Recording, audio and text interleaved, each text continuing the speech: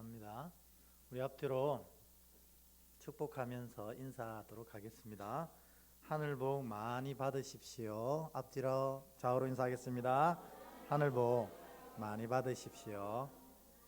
아멘. 네.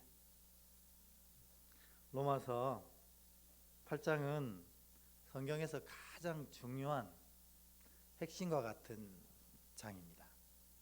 그래서 이 로마서 8장을 잘 이해하는 것이 너무나 중요하다 하는 것은 뭐 1000번을 얘기해도 아깝지가 않을 것 같습니다. 오늘도 그 말씀을 함께 나눠보도록 하겠습니다. 전환 됐습니까?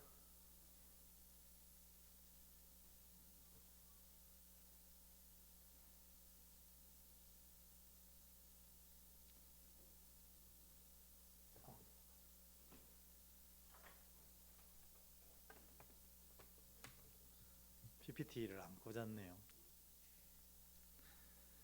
네, 한 번 더 인사하겠습니다. 하늘 복 많이 받으십시오. 인사하겠습니다.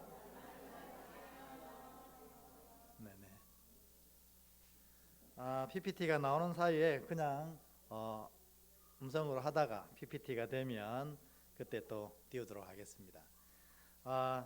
우리 지난주에 예수를 구주로 고백하는 사람에게 주시는 두 가지 은혜, 이때까지 8장을 통해서 배웠거든요. 이거 정말 기억하는 게 너무너무 중요합니다. 왜냐하면 예수를 구주로 고백하는 사람들에게 허락되어지는 은혜도 모르면서 예수를 구주로 고백하며 산다는 것만큼 웃긴 게 어디 있어요.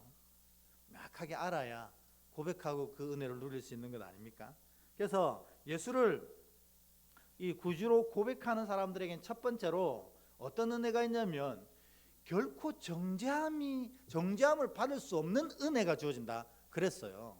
왜냐하면 예수께서 십자가를 통해서 우리 죄를 다 사해 주셨는데 그 죄가 어떤 죄냐면 우리가 과거에 예수를 알기 전에 저질렀던 많은 죄들, 예수를 구주로 고백하면서도 짓고 있는 죄들, 그리고 우리가 알지 못하지만 앞으로 우리가 지어갈 많은 죄들에 대한 모든 죄를 다 사해 주셨어요. 그래서 우리는 사실 예수를 믿고 나서도 범죄할 수는 있지만 그 범죄에 대한 정죄, 죄값을 받지는 않습니다. 이게 뭐지? 왜 그렇습니까? 이건 예수의 보혈의 능력이 우리의 과거와 현재와 미래의 모든 죄를 다 사하고도 충분하시기 때문에 그렇습니다. 그래서 누구든지 예수를 구주로 고백하는 자는 결코 정죄함을 받지 않는 은혜를 누리게 되는 겁니다. 근데 이것을 우리가 앞으로는 우리가 죄 지을 수 있겠네, 죄 지어도 아무 일 없겠네, 사실입니다. 그러나 이걸 이렇게 이해하면 우리가 범죄함 가운데 고백을 잃어버리면 구원도 잃어버리는 상태까지 빠질 수 있는 함정이라는 겁니다. 이거를 우리가 교리로 받으면 안 돼요. 은혜로 받아야 됩니다. 하나님께서 우리의 과거의 죄, 현재의 죄, 그리고 앞으로 지을 죄까지 다 구원해 주신 그 은혜에 감사합니다. 이런 은혜가 있으면 우리가 아주 조금이나마 주님의 마음을 시원하게 해드리려고 애쓰게 되는 겁니다. 그래서 정죄받지 않는 은혜가 믿음의 자녀에게 정말 크고도 중요한 은혜다 하는 걸 여러분 기억하시면 좋겠고, 두 번째는 뭐냐면 지난주에 얘기했잖아요. 그죠? PPT 안 됩니까? 돼요? 잠깐만요. 이제 됩니다. 사인을. 두 번째 뭐냐면 하나님의 자녀가 되는 권세를 주셨다고 그래요.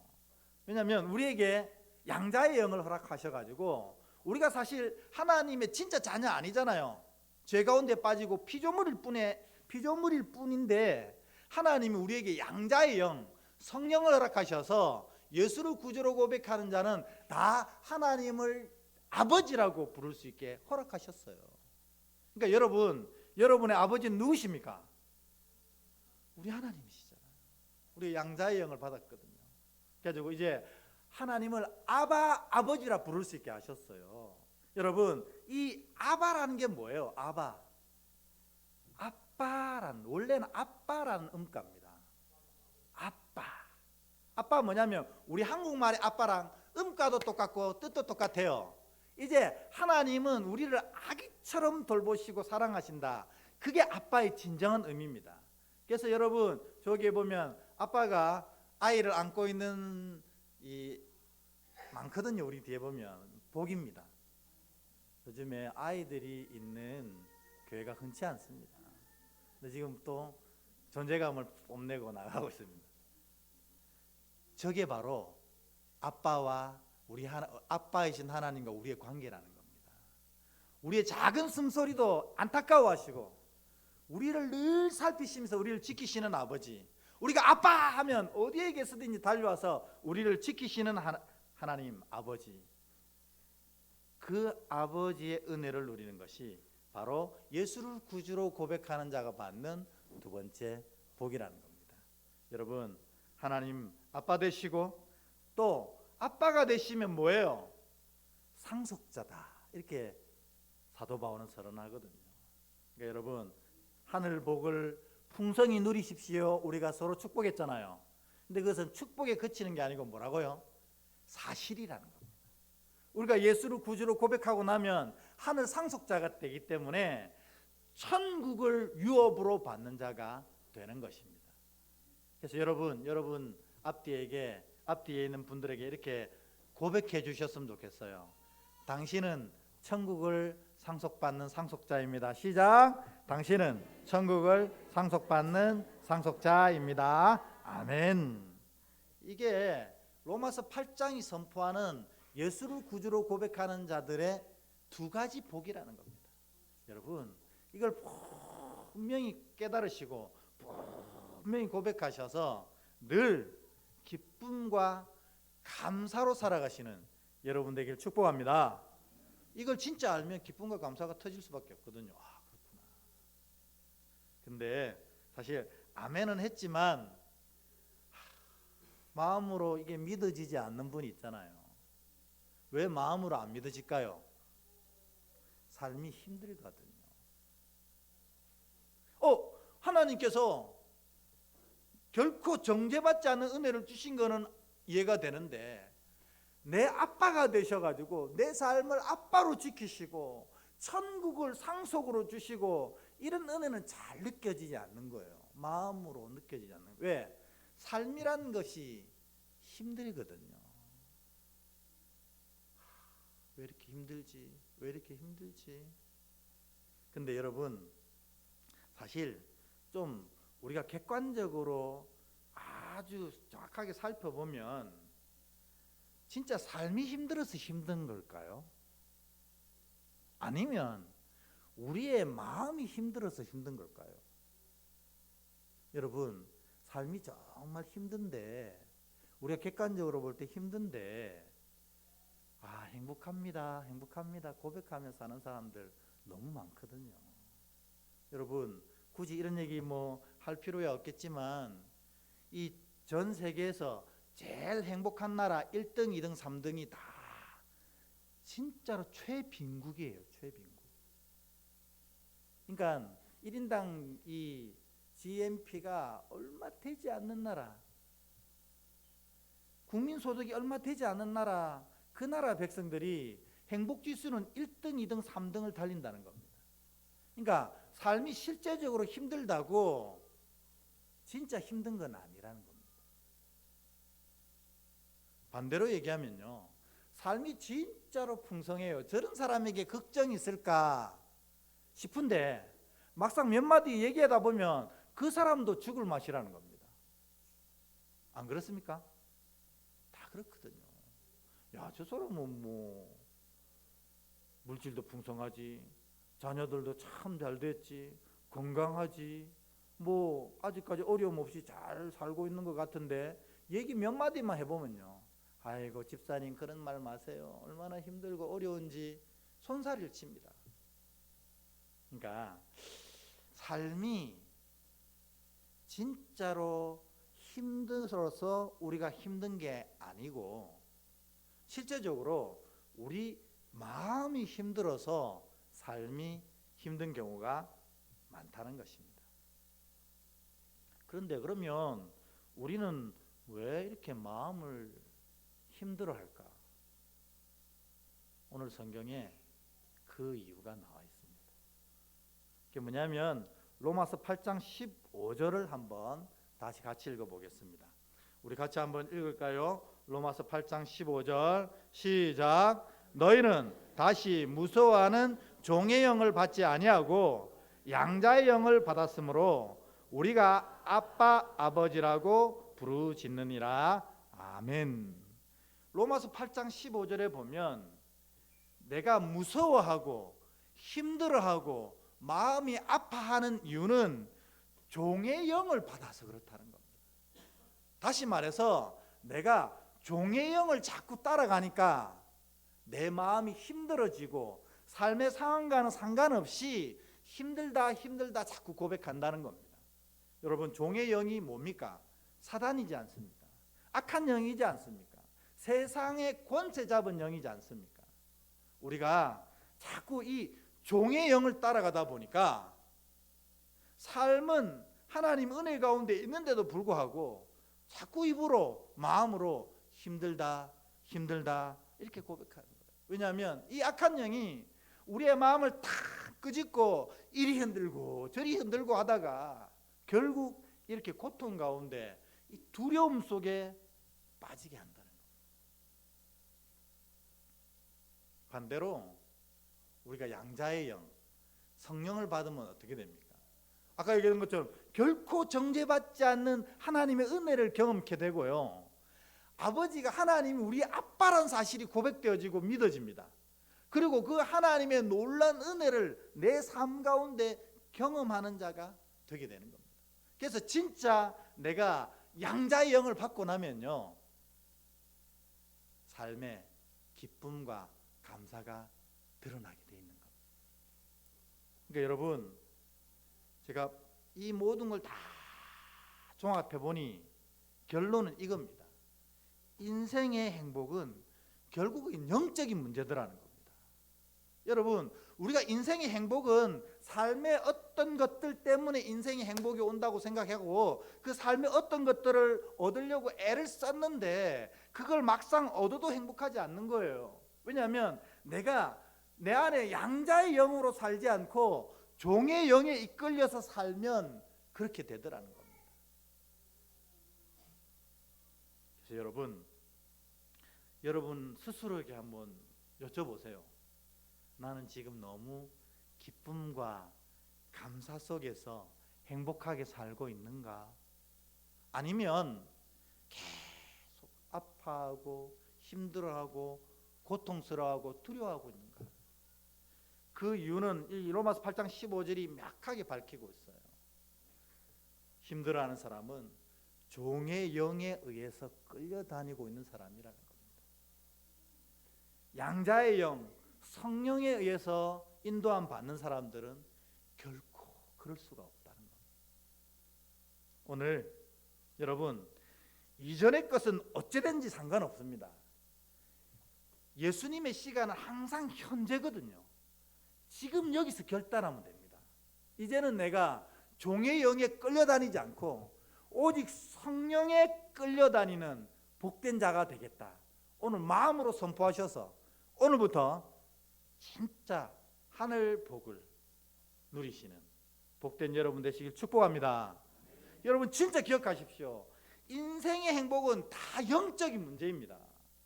내 영이 살면, 내 영에 성령이 충만하면 삶의 모양이 어떠하든지 나는 이걸 다 이겨낼 수 있고 또 이 가운데 기쁨과 감사를 누리는 겁니다. 그러나 여러분, 아무리 풍성해도 내가 종의 영에 이끌려 다니면 내 마음이 힘들고 두려움에 가득 차서 주신 것도 누리지 못하고 안타까워하고 힘들어하는 자가 된다 하는 것입니다. 여러분 모두가 양자의 영으로 충만해지시는 복된 자 되시기를 주의 이름으로 축복합니다. 저의 1번 기도 제목입니다. 우리 은혜교회에 소속된 모든 권속들은 성령이 충만하게 하옵소서. 그래야 행복하거든요. 근데 여러분이 오늘 결단하셨어요. 내가 이제는 종의 영에 끌려다니지 않고 양자의 영에 의해서 살아가는 사람이 되겠다. 그렇게 결단하시면 되거든요. 그리고 가장 중요한 건 뭐예요? 선포하시는 거예요. 마음으로 믿어 의에 이르고 입으로 시인하여 구원에 이르는 것처럼 내가 마음으로 결단했어요. 내가 오늘부터는 양자의 영을 쫓아가리라. 결단하고 나면 두 번째 단계를 반드시 하셔야 된다는 걸 잊으면 안 됩니다. 우리가 마음으로 믿는 건 잘하는데 안 되는 게 뭐야? 이거 안 되는 거예요. 선포하지를 않는 겁니다. 선포하셔야 됩니다. 나는 이제 양자의 영으로 사는 자입니다. 이렇게 선포하셔야 돼요. 양자의 영이 우리가 익숙치 않으니까 나는 오직 성령의 인도하심대로만 살아가겠습니다. 이걸 선포하시는 거예요. 그러면 그때부터 성령이 내 입술의 소리대로 내 삶을 완성하셔서 기쁨과 감사와 은혜와 행복으로 이끌어 가시는 겁니다. 믿으십니까? 여러분 선포하십시다. 같이. 나는 이제부터 따라하십시오. 시작. 나는 이제부터 성령의 인도하심만 따라가겠습니다. 아멘. 이거 끊임없이 선포하십시오. 마음으로 믿어 의에 이르고 입으로 시인하여 구원이 완성되는 걸 기억하셔야 돼요. 그러니까 내가 이제는 성령을 온전히 따라가겠습니다 마음으로 결단하고 나고도 저 문을 나서면 자꾸 잊어버려요. 그래서 또 종의 영을 쫓아가는 겁니다. 또 세상이 이끄는 대로 쫓아가는 거예요. 그러니 그걸 누리고도 행복하지 않은 인생 살아가는 겁니다. 그러니까 나가시면 계속 입으로 선포하셔야 돼요. 나는 이제부터 성령의 인도하심만 따르는 자입니다. 나는 이제부터 성령의 인도하심만 따르는 자입니다. 나는 이제부터 성령의 인도하심만 따르는 자입니다. 이렇게 선포하는 자에게 그 은혜가 임하실 줄 믿습니다. 이게 믿는 방법입니다. 우리가 믿는 방법이 좀 미숙해요. 마음으로 믿는 건 잘하는데 입으로 선포하는 걸 잘 못합니다. 그러나 진짜 완성은 입의 선포에 있다는 사실을 기억해야 됩니다. 심지어 마음으로 잘 믿어지지 않아도요, 입으로 선포하고 나면 이게 내 마음을 움직여 간다는 겁니다. 그러니까 사실 진짜로 중요한 건 입으로 선포하는 겁니다. 여러분 모두가 양자의 영으로 충만하시길 축복합니다. 이런 양자의 영으로 충만한 사람들은 두 가지 특징이 있습니다. 첫 번째 특징이 17절 18절입니다. 우리 같이 한번 읽어볼까요? 시작. 자녀이면 또한 상속자 곧 하나님의 상속자요 그리스도와 함께한 상속자니 우리가 그와 함께 영광을 받기 위하여 고난도 함께 받아야 할 것이니라. 생각하건대 현재의 고난은 장차 우리에게 나타날 영광과 비교할 수 없도다. 아멘. 우리 안에 양자의 영이 딱 임하시면 나타나는 첫 번째 특징이 뭐냐면 오늘 사도 바울의 얘기에 의하면 고난을 두려워하지 않는 자가 된다는 겁니다. 장차 현재의 고난은 장차 우리에게 나타날 영광과 비교할 수 없다는 걸 알기 때문입니다. 그러니까 삶이 힘들 수 있어요. 삶이 어려울 수도 있고 내 뜻대로 안 될 수도 있어요. 그러면 인생 진짜 힘들다 이렇게 얘기하는 게 아니에요. 내 안에 양자의 영 성령이 임하시면 삶이 힘들어도 주님께서 이 모든 것을 다 회복시키시고 완성하실 것이라는 믿음이 이 안에 있는 거예요. 그래가지고 장차 나타날 하나님의 영광과 이 어려움은 비교할 수 없다. 그래서 이 고난을 두려워하지 않는 겁니다. 왜? 주님이 다 회복시키실 것이기 때문에 그렇습니다. 그러니까 여러분 기도하십시오. 주님, 내가 이제부터 고백하기를 내 안에 양자의 영으로 가득 채우길 소원하는데 양자의 영이 임하면 닥치는 어려움과 환난이 두렵지 않답니다. 왜요? 장차 다가올 하나님의 영광과 이 고난은 비교할 수 없다는 걸 알기 때문에 그렇습니다. 이거 내 안에 가득하게 하옵소서. 기도하십시오. 근데 사실 이게 기도한다고 완성되는 건 아닙니다. 실제적으로 하늘 영광을 경험해봐야 하나님께서 이 어려움을 세워주시는구나, 하나님께서 내 환난 가운데 내 사망한 음침한 꼴짜기로 다닐지라도 주께서 나를 결국 주의 지팡이와 막대기로 나를 지키시구나, 이거를 경험해봐야 합니다. 그래야 고난 가운데 이걸 두려워하지 않게 되는 겁니다. 그러면 어떻게 하면 경험할 수 있습니까? 너무 간단합니다. 여러분, 하나님 나라는 어떤 나라입니까? 하나님 나라는 예수님 얘기하면 이렇습니다. 누가복음 17장 20절 21절을 같이 한번 보겠습니다. 같이 한번 읽습니다. 시작. 바리새인들이 하나님의 나라가 어느 때에 임하나이까 묻거늘 예수께서 대답하여 이르시되 하나님 나라는 볼 수 있게 임하는 것이 아니요 또 여기 있다 저기 있다고도 못하리니 하나님 나라는 너희 안에 있느니라. 아멘. 여러분, 하나님 나라는 있습니다. 우리가 이 육신의 장막을 벗게 되면 가게 될 낙원이 있다고 다 배웠잖아요. 그런데 예수님은 그것보다 더 본질적인 하나님 나라가 있다. 장소도 있지만 진짜 하나님 나라는 상태다, 이렇게 얘기하는 겁니다. 여기 있다 저기 있다 하는 게 아니고, 하나님 나라는 예수를 구주로 고백하고 그래서 예수님의 다스리심을 받는 그것이 하나님 나라다, 이렇게 얘기하는 거예요. 그러니까 여러분, 하나님 나라는 장소는 있습니다만 더 본질적인 건 장소가 아니고 상태라는 거예요. 어떤 상태? 내가 하나님의 통치하심을 받으면 그곳이 하나님 나라가 되고, 그래서 그곳에 하나님 나라에서 경험되어지는 놀라운 역사와 은혜들이 그곳에서도 경험되어지는 겁니다. 믿으십니까? 그렇게 경험된 사람들은 고난이 오고 환난이 와도 하나님 나라에서 이루어지는 놀라운 경험들을 했기 때문에 두려워하지 않는 거예요. 여러분, 여러분이 진짜 어려움 가운데 있었어요. 사람이 어떻게 할 수 없는 궁지에 몰렸습니다. 그러면 앞이 막히고 뒤가 막히고 좌가 막히고 우가 막히면 열린 곳을 보게 되잖아요. 어디가 열렸어요? 위가 열리잖아요. 그럼 하나님, 내가 아무것도 할 수 없는 지경에 빠지게 되었는데 어떡합니까? 할 때 하나님께서는 하나님을 바라보는 자에게 반드시 응답하시거든요. 그래서 이 진짜 답답했던 상황들이 정말 생수처럼 착 풀려지게 되는 은혜를 경험하게 돼요. 그렇게 되면 어떻게 됩니까?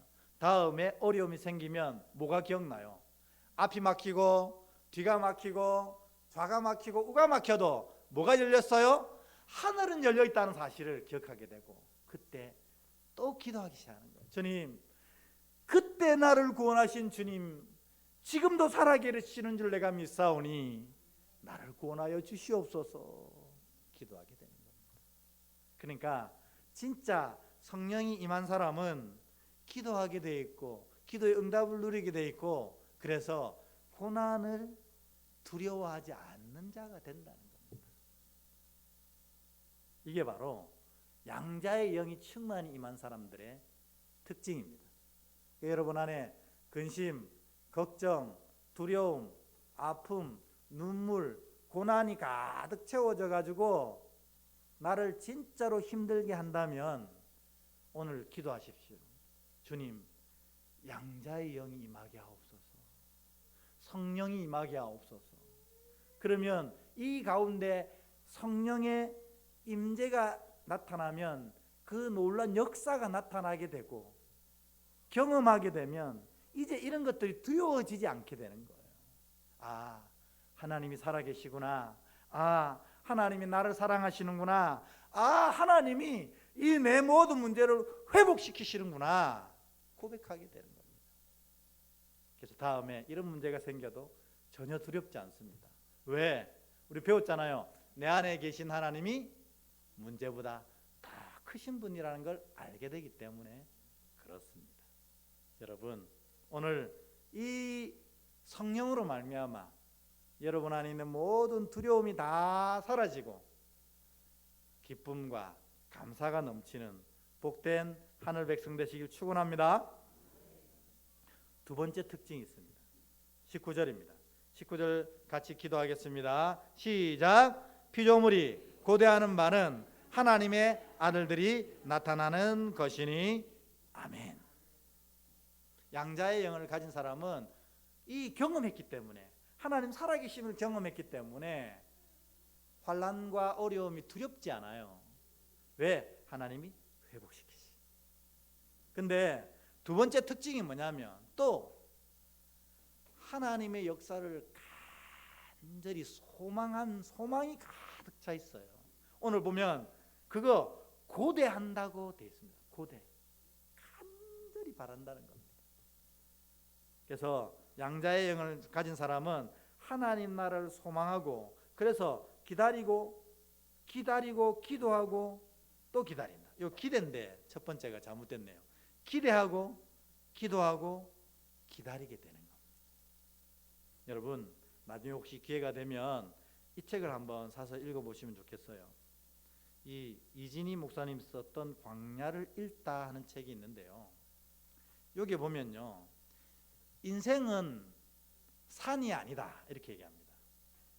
인생이 뭐라고 하냐면 인생은 광야다. 산과 광야의 차이점이 여러분 뭐겠습니까? 산은 힘들고 어려워도 정상은 보입니다. 안 그렇습니까? 저기가 꼭대기다. 멀긴 뭐네. 그러나 보입니다. 근데 광야는요, 끝이 보이지 않는 곳이 광야입니다. 그러니까 광야에 가면 절망할 수밖에 없어요. 도대체 어디까지 걸어야 끝이 나오는 거야? 이렇게 되는 겁니다. 산은 저까지만 가면 돼. 힘들어 미치겠지만 저까지만 가면 돼. 그리고요, 산은 그래도 길이 나 있어요. 정상까지. 그렇지 않습니까? 여러분들이 유명한 산에 가보면요, 누가 만드는지 모르지만 다 길이 나 있어요. 그래서 그 길만 힘들어도 쫓아가면 정상에 가게 돼 있어요. 광야는 정해진 길이 없어요. 그래서 이진희 목사님이 인생은 산이 아니고 광야입니다. 그러니까 뭐요? 끝을 알 수 없는 거예요. 이 어려움이 언제 끝날지 모르겠는 거예요. 그리고 딱 길을 누군가 알려주고 길이 또 마련되어 있으면 꾹 참고 가면 되는데 어떤 게 바른 길인지 잘 모르겠는 거예요. 그러면 하나님께서는 왜 자녀들에게 이 광야길을 가게 하셨을까 하는 겁니다. 목사님이 얘기하는 것은 딱 하나입니다. 요 어려움 속에서 하나님과 친밀하게 하게 하시려고. 아까 얘기했죠? 앞도 막히고 뒤도 막히고 좌도 막히고 우도 막히면 뭐가 열렸다는 걸 드디어 깨달는다고요? 하늘이 열린다는 걸 깨달아요. 그러니까 우리로 광야로 하나님 인도하시는 것은 그 열린 하늘, 그 하나님과 친밀한 관계를 맺게 하시려고 우리를 광야로 인도하신다는 것입니다. 그래서 광야길 속에서 여러분 하나님과 친밀해지시기를 바랍니다. 여러분, 그래서 우리가 말씀을 묵상하십시오, 기도하십시오 하는 것은 뭐냐면 인생을 성공하기 위해서 하라는 게 아니에요. 여러분, 솔직히 얘기하면 말씀 전혀 읽지 않고 기도 전혀 안 해도 인생 성공하는 사람 많습니다. 안 그래요? 저 세상 사람들 성공은 기도해서 된 건가요? 말씀 따라 살아서 된 건가요? 아니거든요. 우리가 말씀 읽고 기도하라는 것은 하나님과 친밀해지라는 거예요. 그러니까 우리가 자꾸 말씀 안 읽고 기도 안 하니까 하나님이 우리를 광야로 인도하시는 거예요. 그래서 말씀을 읽을 수밖에, 기도할 수밖에 없게 만드시는 거예요. 그래서 이 광야길에서 하나님과 친밀해지고 나면 드디어 하나님이 어떻게 역사하시고 하나님이 어떻게 내 삶을 회복시키시는지를 경험케 되어지고 앞으로도 하나님이 내 삶을 어떻게 이끌어 가실지를 기대하고 소망하게 된다는 겁니다. 혹시 여러분 지금 광야에 가 계십니까? 오늘 이 광야 속에서 하나님과 친밀해지셔서 내 삶을 아름답게 세우실 하나님의 놀라운 소망이 여러분 안에 가득 채워지길 축복합니다. 오늘 손양원 목사님 얘기로 마지막 얘기를 마치겠습니다. 여러분 손양원 목사님 어떤 분입니까? 일평생 한센병 환자들을 위해서 목회했던 분 아닙니까? 옛날로 따진다면 뭐예요? 문둥병 환자들을 위해서 일평생 사역하신 분입니다.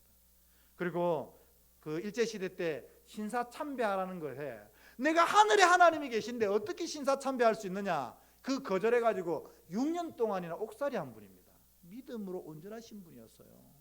근데 여수 순천 사건 때 공산당이 누구를 죽였어요?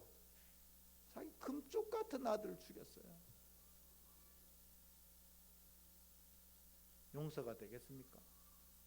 근데 손 목사님은 용서하시고 자기 아들을 죽인 그 사람을 양자 삼으셨어요. 내 친아들은 하나님이 미국 유학 가려고 했는데 천국으로 바로 보내셔서 감사하고, 이렇게 보낸 아들 내가 양자로 삼아서 다시 천국 보내겠다, 그렇게 하신 분이에요. 여러분, 이 손 목사님이 우리로 그냥 솔직히 우리 진짜 막 거룩함 이런 거 다 하지 말고 인간적으로 생각해 볼 때 이게 진짜 가능합니까? 어떻게 들을 수 있죠? 여러분, 누군가 내 뺨을 탁 쳐도 열받는데 나한테 안 좋은 소리 한마디만 해도 진짜 속상한데 아들을 죽인 자를 양자 삼으시는 게 가능하냐는 거예요. 근데 손양원 목사님이 이렇게 믿음을 지킬 수 있었던 이유가 그분이 지었던 복음성에 보면 그대로 나옵니다. 그 이유가. 여러분, 오늘 설교 제목이 주님 고대가인데 이거 손양원 목사님이 지은 복음성 제목입니다. 사실은 한번 볼까요? 제가 노래는 못 부르고 그냥 읽어보겠습니다. 가사를. 여러분 들으시면서 이래서 손 목사님이 그런 가운데서도 온전히 믿음에 소망했구나 하는 겁니다. 주님 고대가 낮에나 밤에나 눈물 머금고 내 주님 오시기만 고대합니다. 가실 때 다시 오마 하신 예수님, 오 주여 언제나 오시렵니까? 고적하고 쓸쓸한 빈 들판에서 희미한 등불만 밝혀놓고 오실 줄만 고대하며 기다리오니 오 주여 언제나 오시렵니까? 먼 하늘 이상한 구름만 떠도 행여나 내 주님 오시는가 해 머리 들고 멀리 멀리 바라보는 마음, 오 주여 언제나 오시렵니까? 내 주님 자비한 손을 붙잡고 면류관 벗어들고 찬송 부르면 주님 계신 그곳에 가고 싶어요. 오 주님 언제나 오시렵니까? 신부되는 교회가 흰옷을 입고 기름 준비 다 해놓고 기다리오니 도적같이 오시마고 하신 예수님, 오 주여 언제나 오시렵니까? 천년을 하루같이 기다린 주님, 내 영혼 당하는 것 볼 수 없어서 이 시간도 기다리고 계신 내 주님, 오 주여 이 시간에 오시옵소서. 아멘. 이 시를 보면 손양원 목사님 마음에는 예수님 만나는 그 순간만 바라보고 있습니다. 예수님 만날 그 순간. 그러니 주님 만나는 그 순간에 주님 앞에 부끄럽지 않고 주님 마음 아프지 않고 주님이 사랑하고 충성된 종아, 이렇게 주님이 칭찬하신 것 기대하면서 손 목사님이 그렇게 사신 것입니다.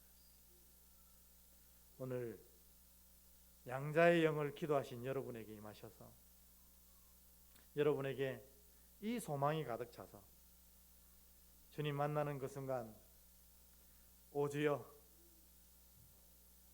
주님을 간절히 기다렸습니다. 주님도 내가 너를 간절히 기다렸다. 이렇게 서로 사랑을 나누시는 복된 여러분들 되시기를 주의 이름으로 축복합니다.